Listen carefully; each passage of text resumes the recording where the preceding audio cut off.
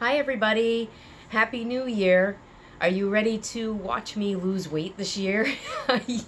I'm not really ready for you to watch me lose weight, but I'm going to be a little embarrassed. But if you are, please like and subscribe below. And if you want to follow along with me, I'm here to tell you how to begin.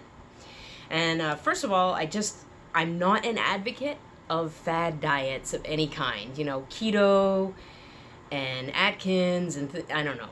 The Mediterranean diet's kind of okay. I think that's pretty normal. But just remember that this needs to be a lifestyle change. When people say that, it's not just some weird wonky thing. It really is true. It has to be your forever diet. So, can you realistically just eat like 2 pounds of meat every day for the rest of your life and nothing else? I don't see it as a realistic goal. I'm not you. Do whatever you want, and remember, I am not a professional. I'm just a chick that's going to do this on air. I'm a breast cancer survivor, and it's led me to a little bit of depression and weight gain, and I feel like there's probably a lot of other women out there like me. Maybe they could use some tips and some help. But I'm just an ordinary person. I've done this for a lot of years, and I think if you want to follow along, that's great. But I'm not a pro. I'm just giving you advice. But where do you begin? So the first thing you need to know is where you are right now. So I'm going to do a little weigh-in on camera today. I kind of already know where I am, but I'm going to do my measurements. So if you want to follow along, and you want to do this for yourself, some things you're going to need. You're going to need a tape measure like for sewing. This is pretty great because a lot of times, I've said before, you might lose inches and not lose any weight at all. It's still success. And sometimes it helps to see some progress in anything. It feels good, right? And you should set your goals kind of small at first. I don't have a lot to lose. I really don't. But if you have a little bit more, I suggest setting your goals at like 5 or 10 pounds at a time and no more than that. Because if you set your goal to lose like 50 pounds, it's going to take a year or more. And you're definitely going to get discouraged in a year of trying to lose weight. So just don't do that. Set baby steps for yourself. So get a tape measure so you can do your measurements. You're going to need a scale to weigh yourself. And it is important that you weigh yourself. It helps to balance yourself from week to week. It's encouraging, and sometimes it's a wake-up call. I mean, either way. But it does help to have a scale. And speaking of scales, you're going to have a food scale, which sucks, I know. This is going to be work. I picked this one up for $5 at my grocery store. I use it every day. Well, I mean, I did. I've been off the wagon for a couple of months, I'll admit it, but that is really important. And the last thing you're going to need, that you need that for, and those other things for, is you will need an app or something on your computer, or, I mean, you can even do it in a food diary, but you are going to need a tracker of some sort, a fitness app. I think MyFitnessPal works pretty good. I use one called Spark People, like Spark Plug, Spark People. I've used it for a long time. I think I've been on there like, I don't know, at least 15 years, I think. They're free, lots of ads sometimes, which can be a pain in the butt.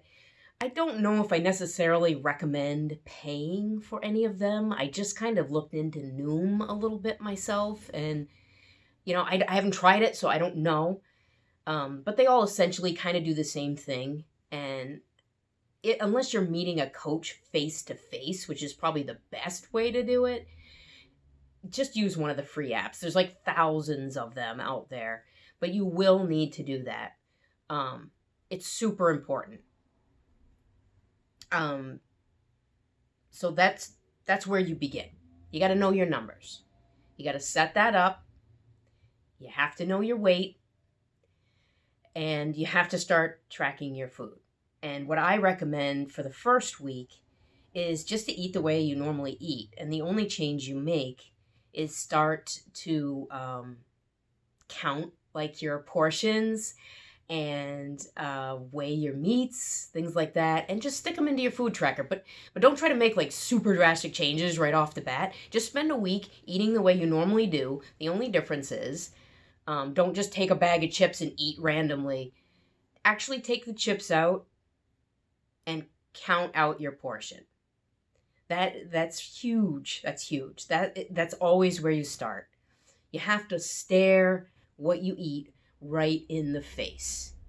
And what you really need from that is you should know where you should be. And that's what these trackers do for you. They give you like a range of calories, you know, your lowest amount and your highest amount. If you put your fitness in there, it gives you a concept of how much calories you're burning for like half an hour on the treadmill, let's say. And you'll be surprised. It is true. A bag of Doritos can kill that. You can run for an hour on the treadmill and eat like a bag of Doritos, and look at that. It's gone. Just like that. Very easy. 5 minutes of eating, whole workout wasted. So staring it in the face it's a wake-up call. And I recommend as a baby step, the only thing you do is just start measuring those portions that first week. That'll be huge. And then what you do is pay attention to your macros, which you'll have in your tracker. Macros. What is a macro? So macros are proteins, carbs, and fats. They are macronutrients. So as I said, like keto kind of deprives your body of essential macronutrients. It does. Your body needs carbs to function. It's built that way. It's okay to eat carbs. What the problem is the American diet especially is super carb heavy and really heavy on refined sugars. So you'll find if you're starting to eat in the balance of your macronutrients, you won't be as hungry. You'll feel fuller, longer. You'll feel better. You'll have more energy. And it'll be easier to avoid snacking just to snack, you know? Calories matter. So the first week, just track what you're eating today. And then you have to look at that tracker and look at those macronutrients. There's usually a graph, a pie chart, or something like that. That pie chart will show your range of macronutrients, like your proteins to carbs.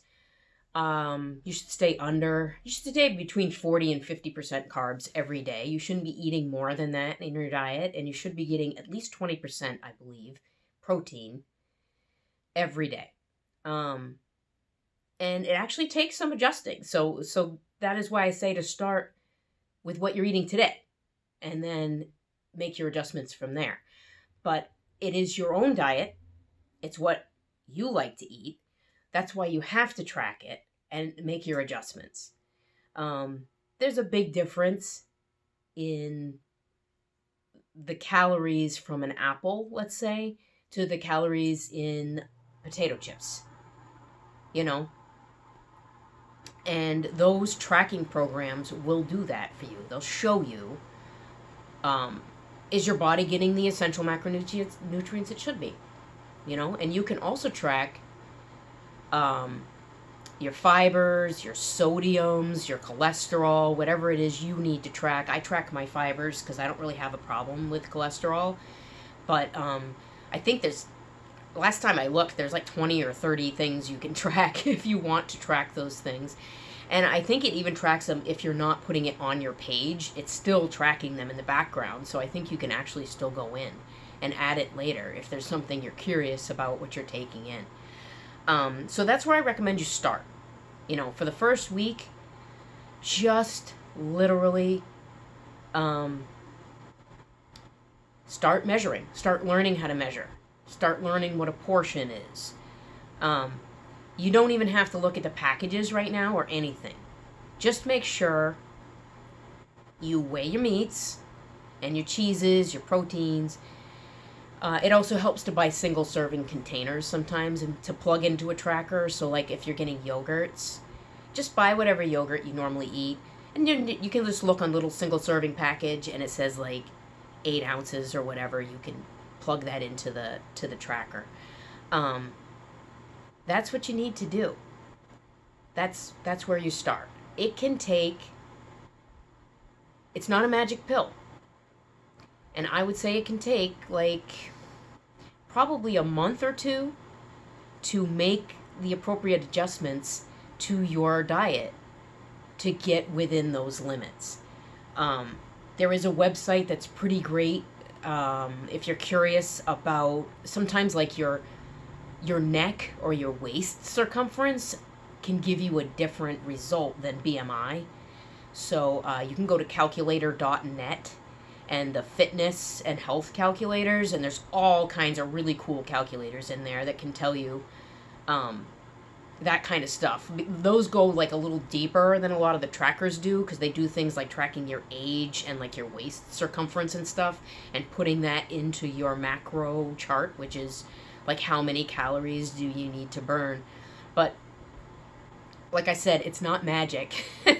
It's calories in, calories out. Macronutrients will not help you lose weight.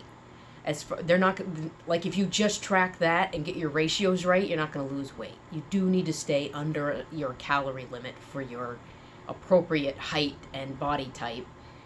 However, what the macronutrients do is they give your body the nutrition that it needs.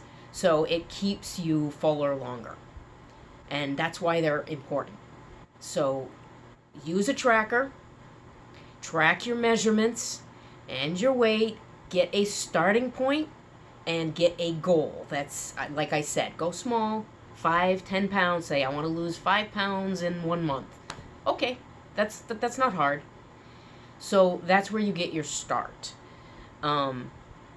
And then after the diet, we'll talk about exercise later. But right now, I'm going to do my measurements and plug them into my tracker. And that way I can see how I start. Okay, here it is. I like to do some drums on my food baby. There's my fat cat back here, if you can't see him. That's Leo, my fat cat. He's not a nice kitty. All right, so I'm going to take my tape measure. And my tracker wants my neck, my waist. It actually wants chest on me. Obviously, that's not going to change no matter how much weight I lose. So I'm not going to bother with the chest. But I'm going to do upper arm and hips and thigh. So we'll start right at the top. And I'm going to do my neck. And the neck has something to do with a BMI ratio, which is a different calculation. This is about 13.25, I think.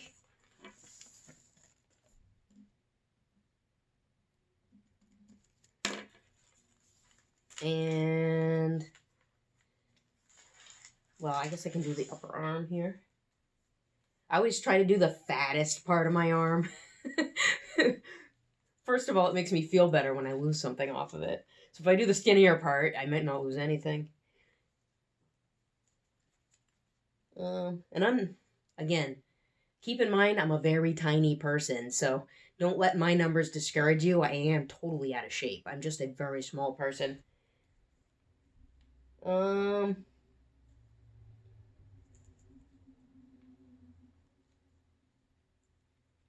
Let's say that's roughly 12, maybe 11.75. I'll go with 12. See, I have the bye-bye arms. A little bit. There was a little bit of bye-bye arm there. All right, let's do the waist. No cheating. I try to go above the hip bones. And again, I don't do the skinny, like I could do the skinny part of my waist and then I'm kind of cheating, but I like to do like just below the belly button because I want to be super accurate as to where I am. And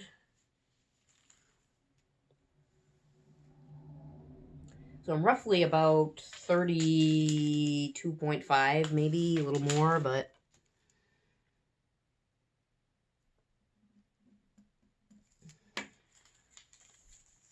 I'm going to do my thigh.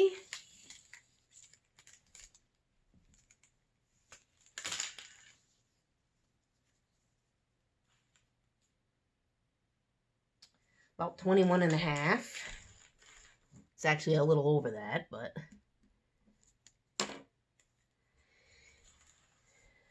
my hip.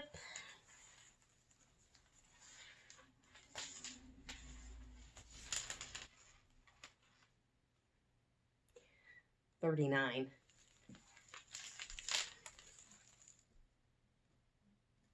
I haven't been that big in a while. Oh, and that's it. So now I'm going to do my scale, and I'll get my weight on that so you can join me. Okay, here we go.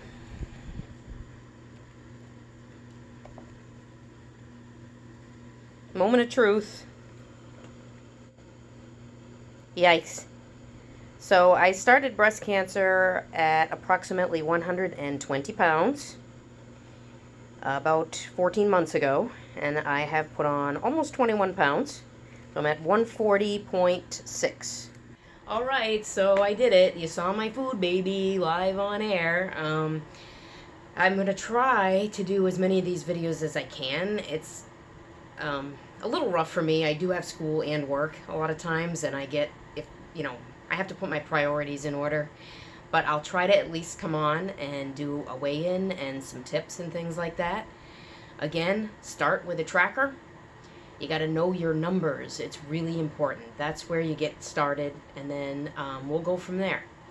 So I'll talk to you next week when I come back on. Thanks for watching. Bye.